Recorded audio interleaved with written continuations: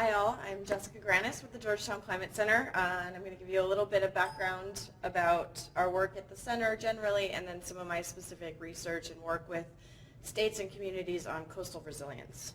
If I can figure out how to use the clicker. There we go.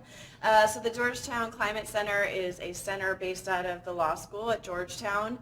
We were created in the run-up to comprehensive climate legislation on the Hill to provide a voice for states in that dialogue and to help the states interact with the federal agencies and federal policymakers designing that legislation to make sure that all of the good work and innovation that the states had already done on the topic of reducing emissions and preparing for impacts was informing the legislation on the Hill and protecting their rights to continue to innovate and work in this space. We work both on helping states and communities reduce their emissions, their greenhouse gas emissions from the power sector as well as the transportation sector.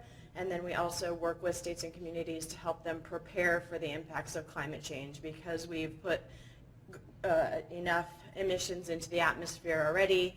We are inevitably going to see impacts from climate change, and communities are already beginning to see those impacts. So in my side of the house, the adaptation side, we work with states and communities to help them prepare for those impacts. So we've already seen a range of impacts along our coastal communities.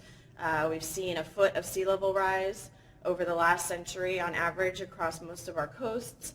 And though that impact of sea level rise is exacerbated in these extreme situations like we're being threatened with it where I'm from in DC this weekend with hurricanes that take storm surges and drown communities, damage infrastructure, and destroy the natural resources that provide natural storm buffers. And with increased projections for sea level rise over the next century, these are the projections from the National Climate Assessment that was released a couple years ago. We are here, and you can see that under a high scenario, we're looking at an additional 6 to 7 feet of sea level rise, and under a low scenario, which is just a baseline extension, we're looking at 0.7 feet. And so most states or communities are planning for those intermediate levels of sea level rise. But if you're a state or community, you can imagine what that range of prediction means for you. It's very difficult to figure out. If you're on the low side, your adaptation strategy could be throwing on your waders and your raincoat. But if you're at that high level of sea level rise, you're needing to put your deep sea diving suit on. So adaptation, given the range of projections for sea level rise, is really challenging for states and communities. So what we do at the center is really help communities figure out, once they've figured out what their vulnerabilities are and what their risks are, helping them walk through what their options are to adapt to those changes in their physical environment. And in the coastal context, you're really looking at 3 different strategies. You can accommodate by building things higher to better withstand flooding. That's your typical house on stilts approach if you've ever been to the Outer Banks in North Carolina. You can protect by building a seawall, and there are environmental trade-offs that come with that. And you can retreat by relocating and moving structures out of harm's way. Many states and localities across the country are already starting to plan for these impacts. We have now 15 states that have comprehensive statewide adaptation plans that look across their sectors and the range of impacts that they're likely to see.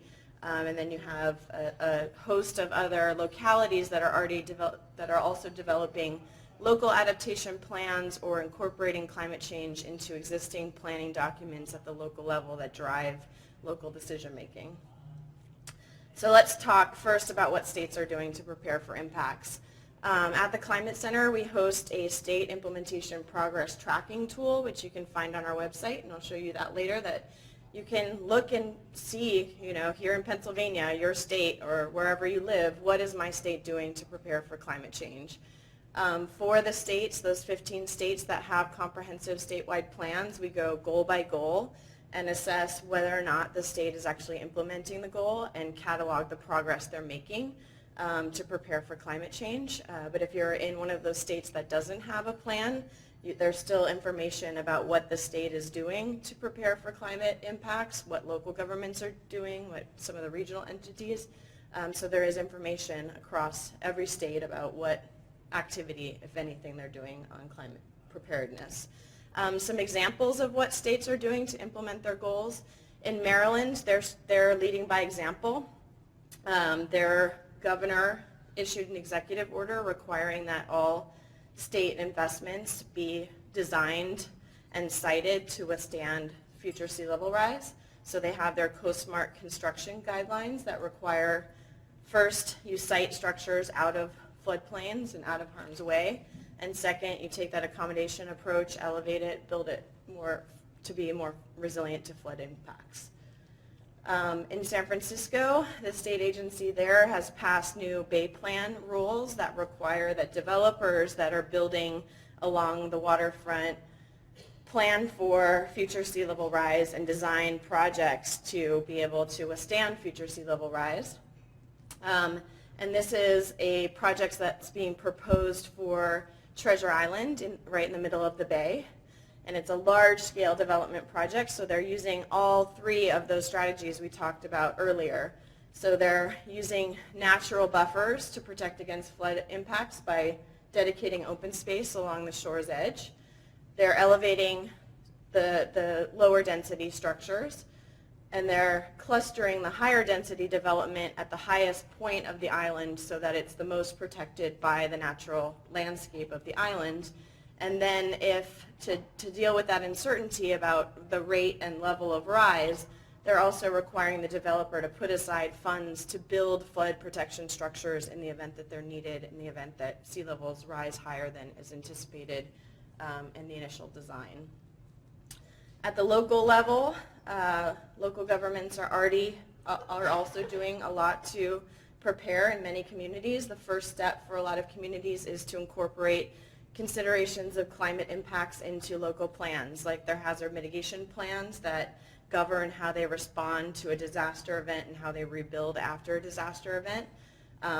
Other communities are incorporating climate into their local comprehensive plans that govern how land use decisions are made on the ground. Another example comes from Boston, where as part of their zoning requirements, they have an adaptation checklist. So similar to what San Francisco is doing at the state level, Boston is doing at the local level, and they're not only just considering the impact of sea level rise, they're looking across the range of climate impacts. So developers have to look at how their building will withstand additional flooding, but also how their building will withstand increased temperatures.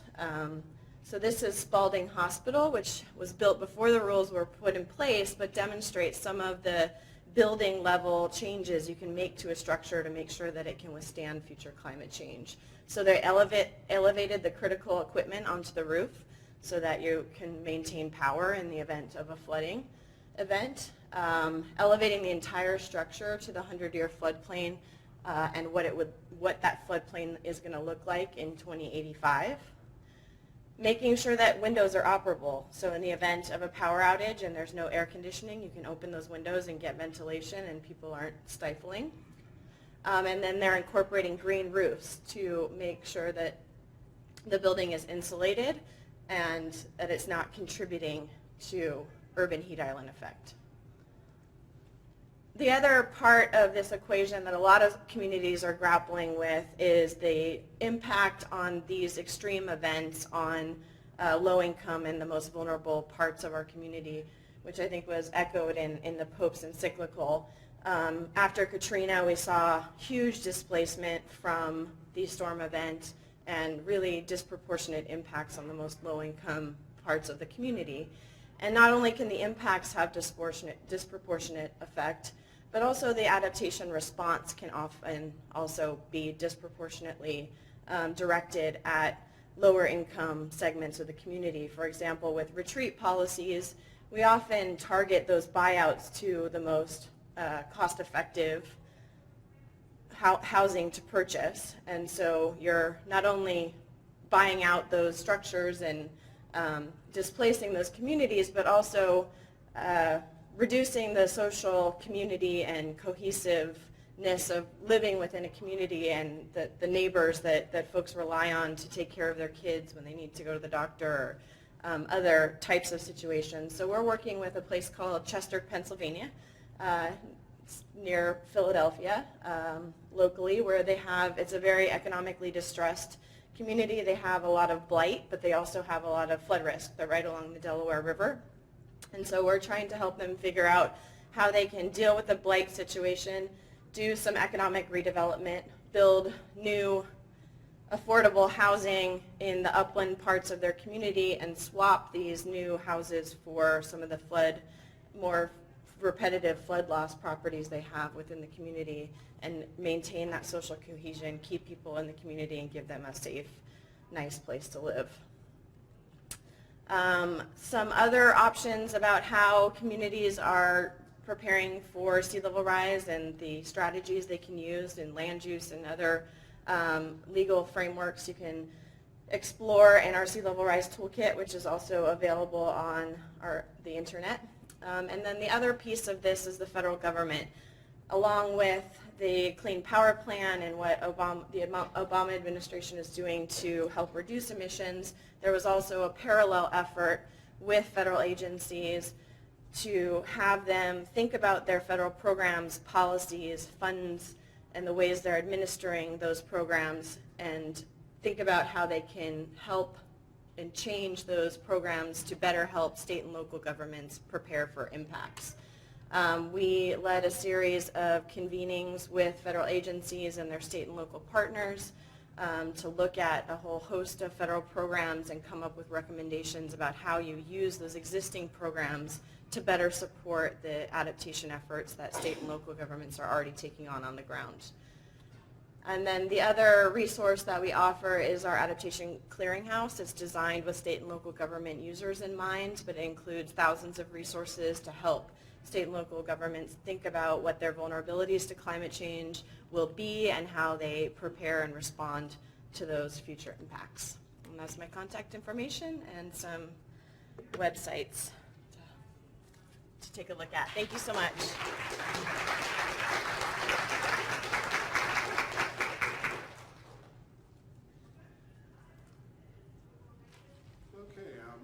Up next we have Kelly Stevens from Syracuse University on organizational understanding of the U.S. EPA and unfinished business. And I'm sure unfinished business will be a title you can continue for a lifetime work for them. She's at the Maxwell School Center for Policy and Research, and she is a PhD candidate in public administration and international affairs with a background in meteorology. Her research interests are in environmental policy and also the management aspects of these things. And I'd like to welcome Kelly.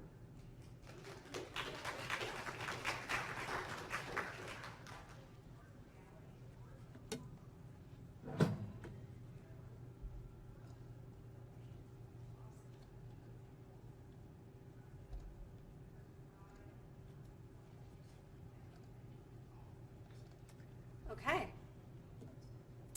Thank you for having me here. The title of my talk is The Organizational Understanding of the U.S. Environmental Protection Agency's Unfinished Business. And so what I'm going to be looking at is why the EPA, the U.S. agency responsible for environmental regulation, has had difficulty initiating rulemaking on climate change. And I'm going to draw upon organizational theory to help explain what are the aspects of the EPA that have made this difficult.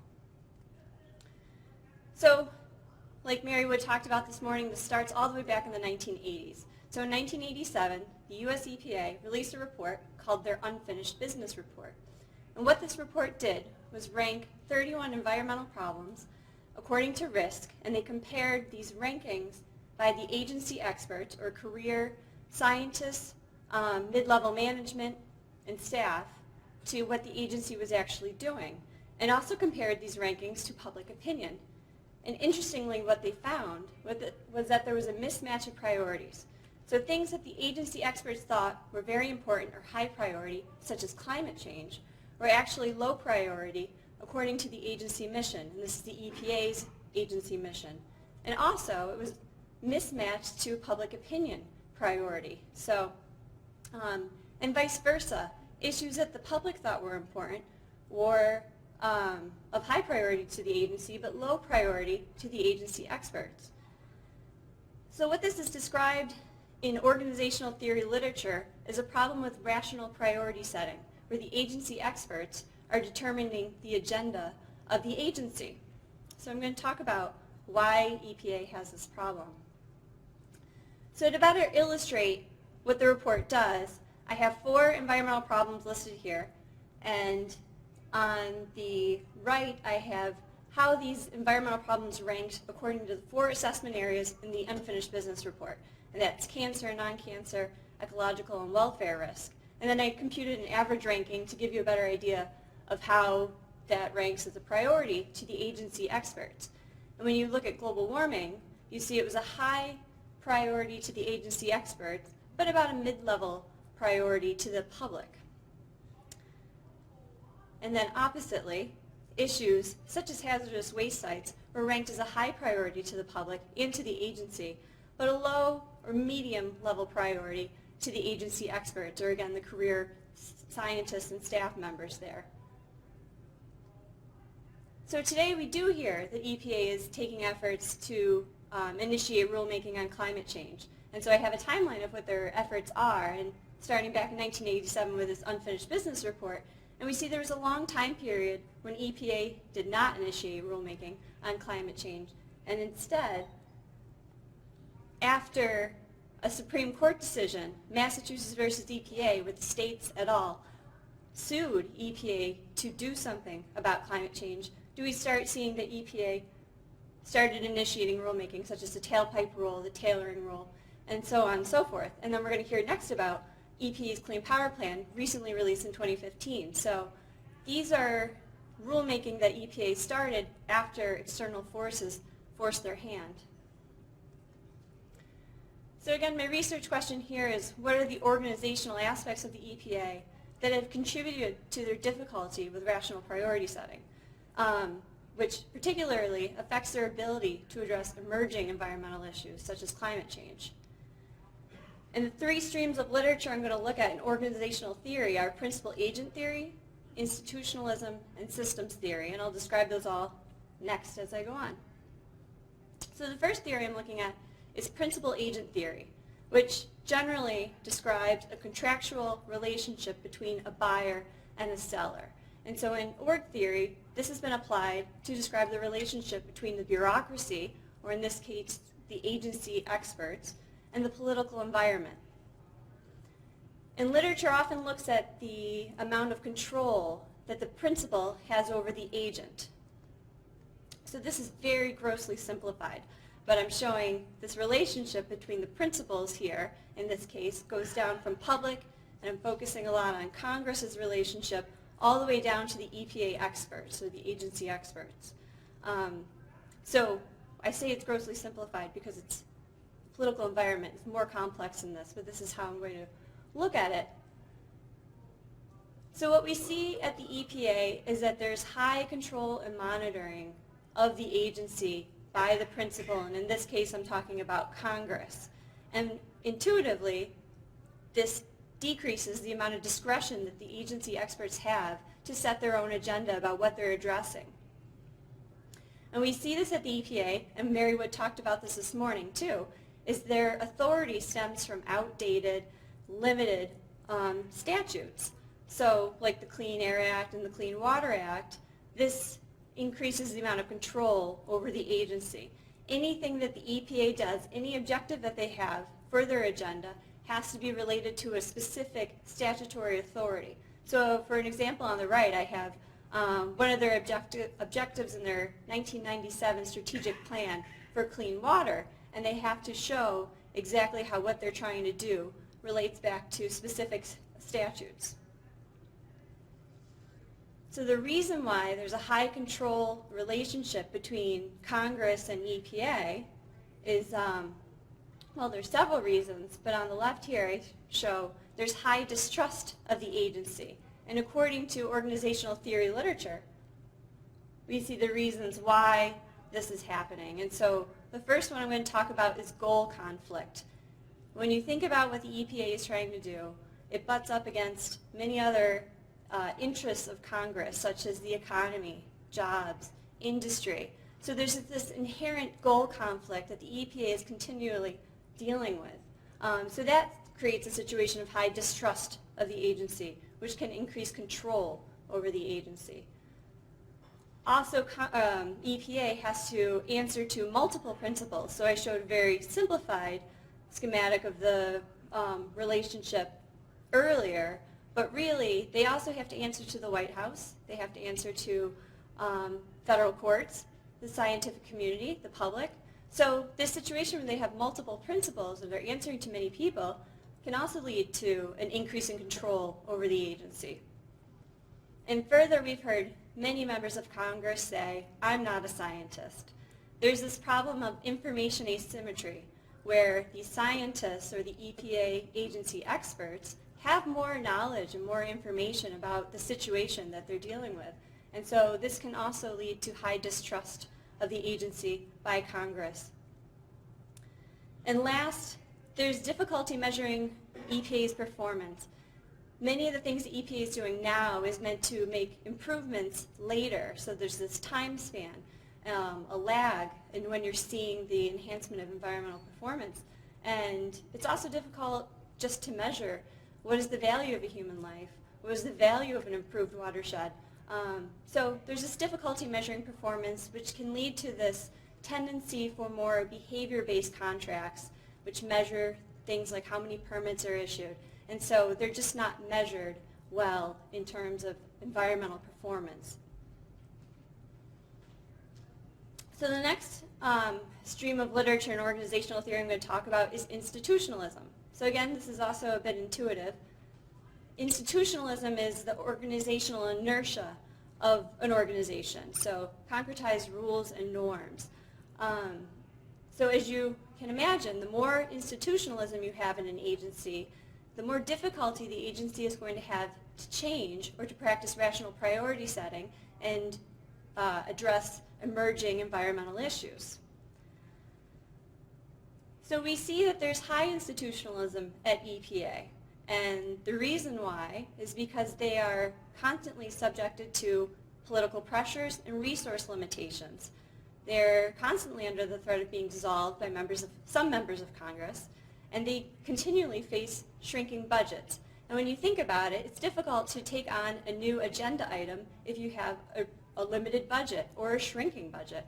And it's also difficult to come up with a new agenda item when you're under threat constantly of even staying intact. So this has created high institutionalism at the EPA, which makes it homogenized. It's the same every year. They don't evolve. They don't change. Their change agenda is more difficult to implement. And so the agency has become more oriented around rule compliance rather than addressing emerging environmental risks. The last system I'm going to talk about is systems theory, and this focuses on the roles and structure of a hierarchy. So the features in the EPA system that have made it more difficult for them to practice rational priority setting and set their own agenda is, the first one I'm going to talk about is fragmentation. So we've heard a little bit about it today. The implementation of EPA regulations typically happens at the state and local level. And this is not necessarily a problem. However, it does make it more difficult for the agency to build steam towards one new agenda item or to work together, because there's this fragmentation happening in how implementation takes place. And we heard about this morning from Mary Wood. The agency is organized by product or by media. So for example, there are offices of air and radiation, solid waste and emergency response, and water at the EPA. And what would actually make it more easy for the EPA to work together is if it was divided by function instead. So I borrowed these examples of a functional organization from the National Academy of Public Administration report in 1995. They could instead have offices of building scientific understanding of risk, setting standards and writing regulations. So now it's more about what the agency is trying to do rather than siloed approach by media. And again, it is organized that way, largely because of the statutory authorities that it operates under. That's the way they're written. And this is particularly important for climate change and emerging issues that are more complex than the issues that they used to address, or that when the Clean Air Act was written that we knew about. So climate change involves many different medias and it requires many different approaches to address. So to break that up a little bit would help allow the agency to better address these issues. So now to end on a more positive note, what are some solutions to these problems that the EPA is having? So again, according to principal agent theory, there's this issue of high control over the agency. So what the agency could do, or what they could use directly, is increase authorities. Have more cross-media or integrated statutes. This requires a lot of change, but this would allow the agency to address these complex issues more integrated. Or possibly elevate the EPA to a cabinet level status. We're one of the only developed nations that does not have an environmental representation at the cabinet level status.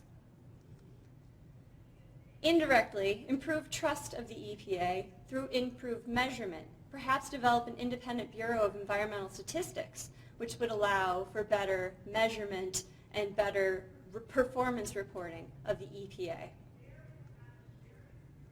The issue, according to institutionalism, was it's slow to change. And one of the suggestions floated for this, coming from Dietz, Ostrom, and Stern, which can be a little bit controversial, is a more smaller scale adaptive management approach. And so it's now, the system is not so large, it's not so homogenized, and now it can be more able to change and address new issues as they come up.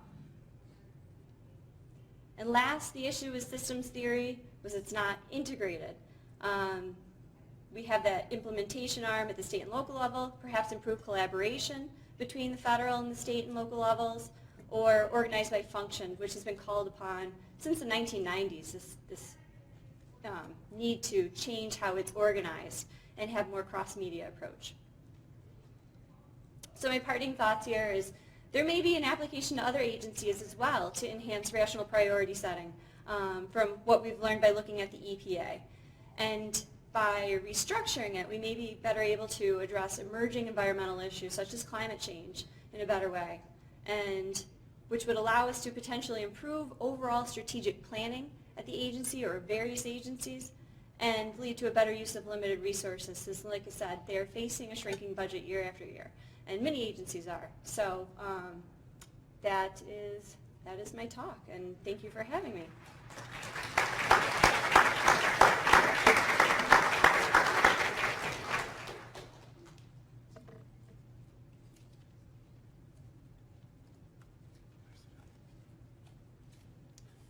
All right, thank you, Kelly. I really like the competing models approach to the explanation, for that type of an approach to understanding what's happening.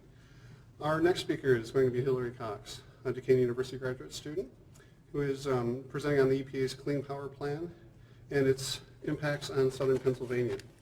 She currently is a judicial intern for the Honorable Joy Flowers Conte, Chief Judge for Western District of Pennsylvania, a research assistant Professor Jane Levine, an executive research editor for the Duquesne University, Duquesne Energy and Environmental Law Journal. I'd like to welcome to the podium Hillary Cox.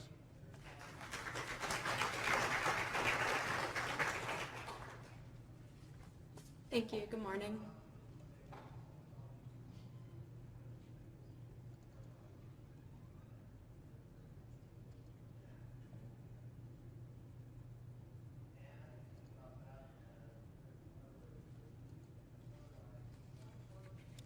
Good morning, everyone.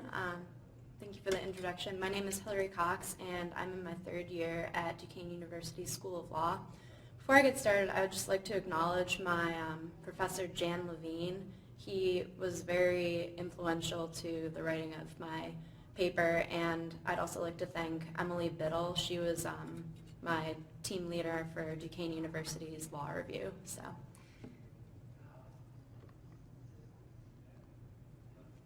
So today I'd like to talk to you about the EPA's Clean Power Plan. I'm very happy to be following Kelly. She had a great presentation on the EPA structure and the Clean Power Plan is a proposal under the Clean Air Act section.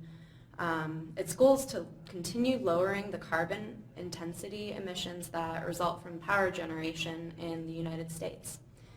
A national lower carbon intensity inherently will require fewer emissions of carbon dioxide, one of the main greenhouse gases that the EPA considers to be the cause of climate change and global warming.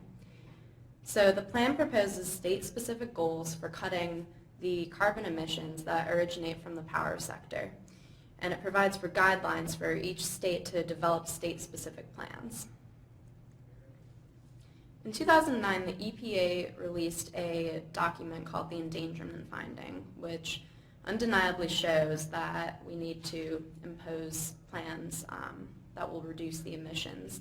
The elevated greenhouse gases, they are expected to place large amounts of the country at risk of reduced water supplies, increased water pollution, floods, droughts, heat-related illness, and the plan will curtail these adverse impacts from carbon dioxide that the power sector has on agriculture, our ecosystems, and forest productivity. The National Research Council of National Academics noted that absent a reduction in emissions, concentrations of carbon dioxide by the end of the century would increase to levels that the Earth has not experienced for millions of years. The need for this plan is undeniable. So what it calls for is nationwide by 2030, we would achieve CO2 emission reductions from the power sector of approximately 30%. So this is achievable because innovations in the production, distribution, and use of electricity are already making the power sector more efficient and sustainable. However, we have a lot of work to do still.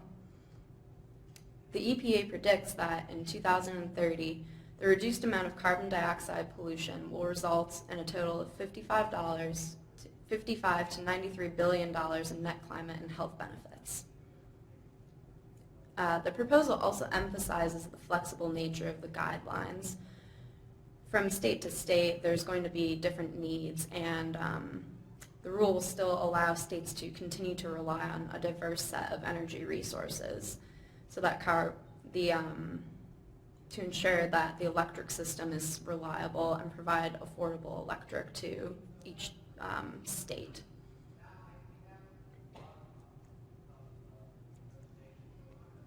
So just some of the different components of the state plan include the identification of entities affected by the proposal, a description of the plan's approach and its geographic scope, a demonstration that the proposed plan is believed to be capable of achieving emission performance level, identification of emission standards, identification of milestones to keep the states in check on their progress towards the plan, and certification of a hearing on the state plan, among other components. So many of you, if you're from Pennsylvania, you know that coal is a integral element of the state's economy. The Clean Power Plan's call for a reduction in carbon dioxide emissions will undoubtedly impact Pennsylvania's coal industry. Southwestern Pennsylvania has historically been a national leader in coal production, and the major coal seam in Pennsylvania is a part of the Appalachian Mountain Range, which extends as far south as Alabama and starts in northeastern PA. Pennsylvania led the nation in the production of coal between 1880 and 1930, and in 1925, Pennsylvania's coal contributions made up over a third of the nation's total coal production. Today, coal mining does remain an integral part of our economy here in Pennsylvania, as evidenced by a study conducted by Pennsylvania Economy League of Greater Pittsburgh. The coal industry generates more than 41,500 jobs in Pennsylvania, that approximately 3.1 billion of Pennsylvania's economic output stems directly from it. The study notes that coal is responsible for 54% of Pennsylvania's electricity, making it the #1 source of electricity in our state. Furthermore, the vitality of the transportation sector in Pennsylvania relies heavily on the coal industry.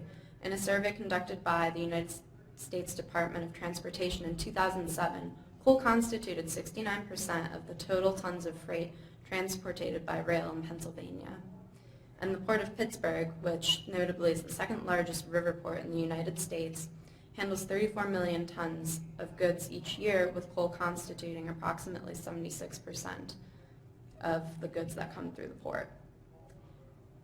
So last summer I was on my way to work for Judge Conti, and I was met by protesters, which they inspired me to write this paper. There were many people who were both in favor of the imposition of the Clean Power Plan and who were against the Clean Power Plan, protesting outside of the building where the EPA held these hearings. The hearings were held in 4 cities across the country, and Pittsburgh, being a city that does rely heavily on the coal industry, was lucky enough to have the hearings come here. So the hearings in Pittsburgh were held July 31st and August 1st in 2014.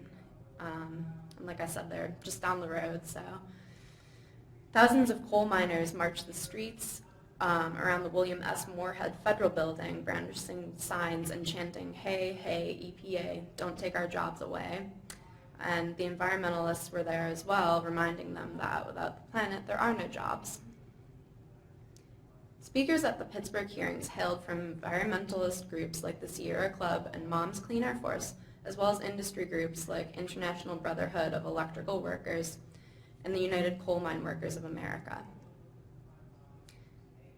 I propose that a thorough examination of the testimony collected from the hearings will show the serious issues posed to Pennsylvania as a state by the potential adoption of the proposed rule, as well as the implications that threaten the livelihood and well-being of mankind if changes are not made to the current energy production of the industry. At this point, I'd like to pose a question to the group as a whole. You don't have to raise your hand or anything, but I just want everyone to think about whether it was you or someone you know who lost a job. It's a really scary feeling, and the Clean Power Plan and the reductions are undeniably needed by our country, but they're going to adversely affect others as well. And I just think that the heart of this conference, the integrity of creation, really it calls us to take responsibility for those who are going to be harmed by this plan as well. So I just want to consider both sides of my presentation. So plans for assisting workers in the coal and power sector are necessary if this Clean Power Plan will be successful in southwestern Pennsylvania. Some of the potential problems facing the workers in the energy sector could be remedied if the EPA were to require the states to develop initiatives for assisting those who could lose their job as a direct result of the Clean Power Plan. I took a lot of testimonial statements from the transcripts that the EPA provided, and I think they are really telling, and I just wanted to share some of the statements with you all today. So Jennifer Garrison, a former state representative from Ohio and a Democratic candidate for Congress, voiced her concern about those who stood to lose their jobs, and she talked about how coal is reliable and abundant, and it's a source of energy that we can rely on. She noted that the families in my part of Ohio rely upon these jobs. Mine workers, utility workers, boiler makers, all of these individuals rely on these jobs, and they will be placed at risk if these regulations are allowed to be implemented. Janine Zappa, the executive director of Conservation from Consultants, a Pittsburgh-based nonprofit organization, also advocated similarly for responsible energy usage as well as responsible consideration of those working in the sector of energy.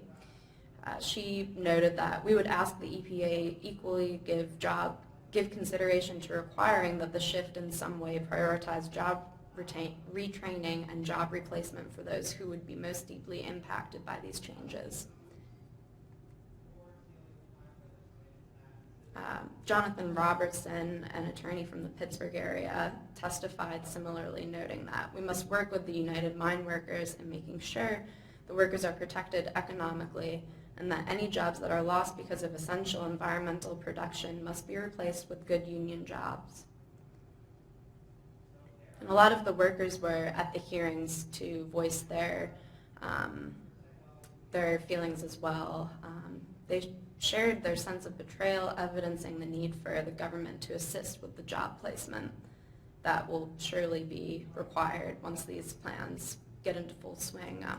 Union representatives Timothy Merriman and he's the vice president of the local union 1473, and a worker for American Energy testified, "I cannot believe that my own government would eliminate my job. This governmental engineering sounds like something that would happen in a third world country or by communist regimes and not the United States of America." So there was a lot of very opinionated and very emotional testimony that went on.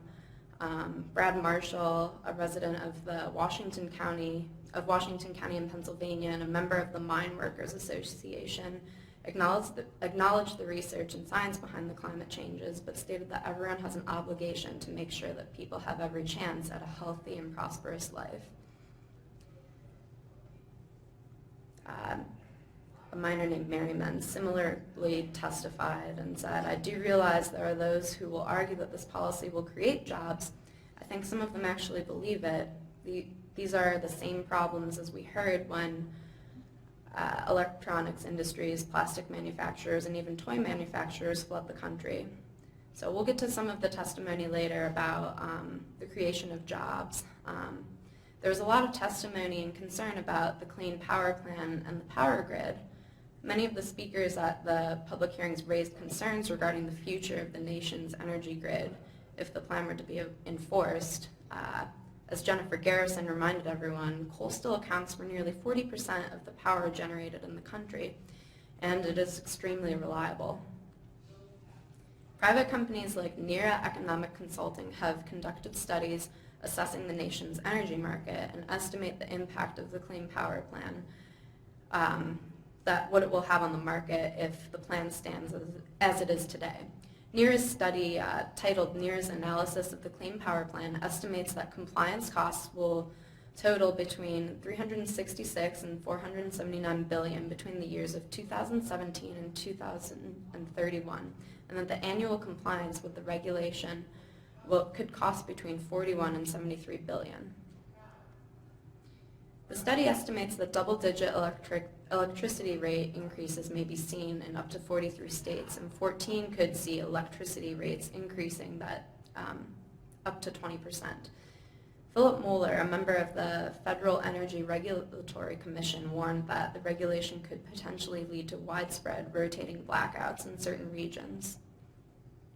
However, many of the people who came to the EPA's public hearings were in support of the plan and had only positive things to point out, which I'd like to share with you all, because the plan is undeniably needed and there are a lot of benefits that we stand to reap from it.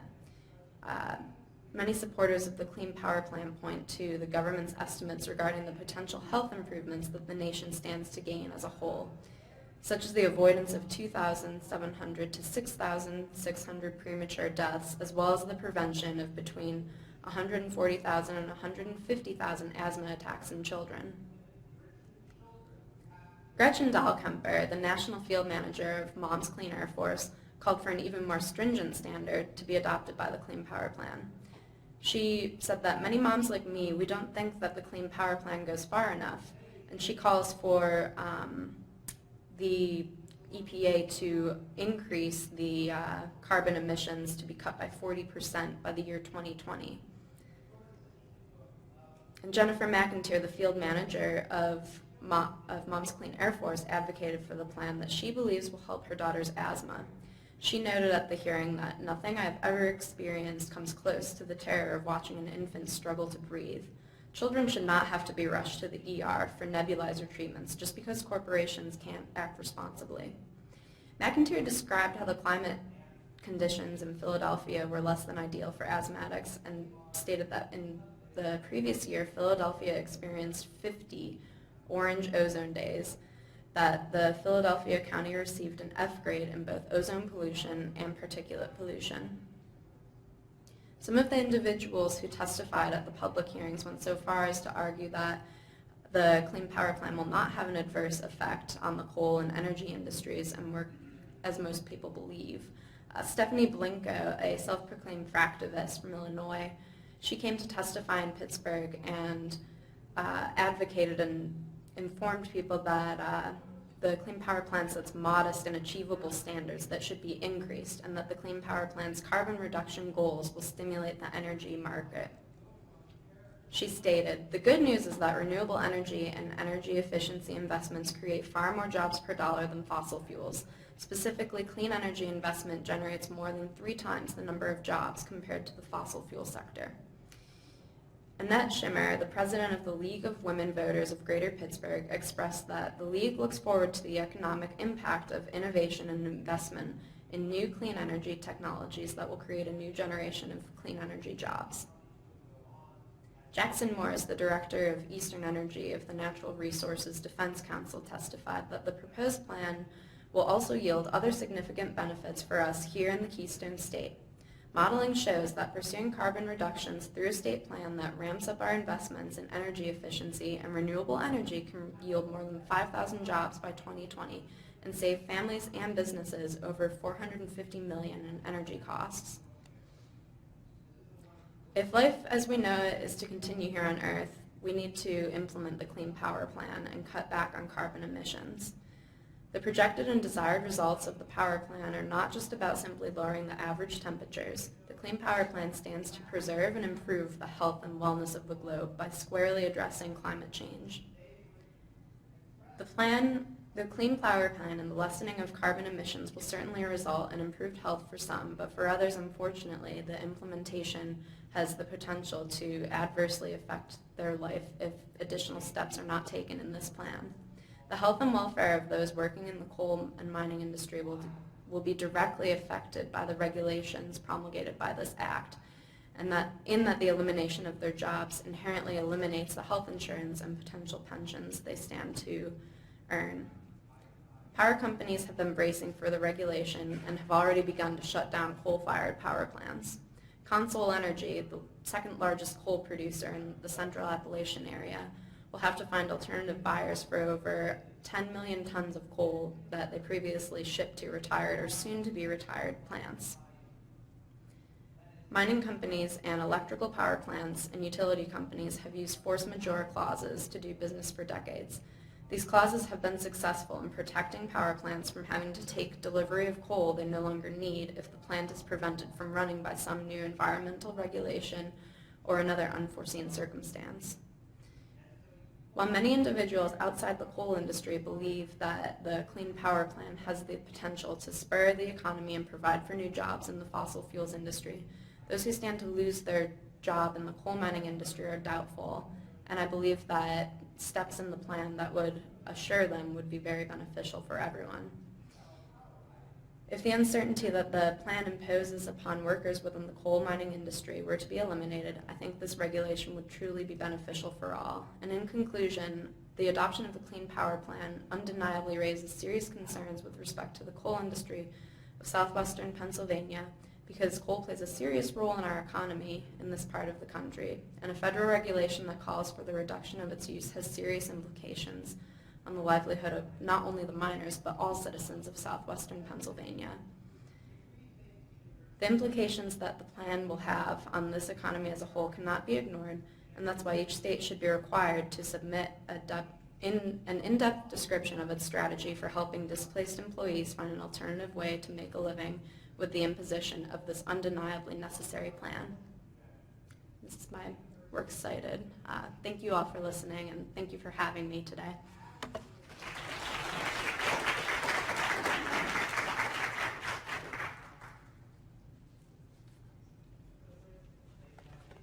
As moderator of the session, my task was to keep us on time, and I think we're at the end of our time, unfortunately, so I would welcome the opportunity for you to come up to, or even in the other room, each of the presenters today and have your questions be answered by them directly instead of trying to take one or maybe two questions and not doing any justice to that whole process.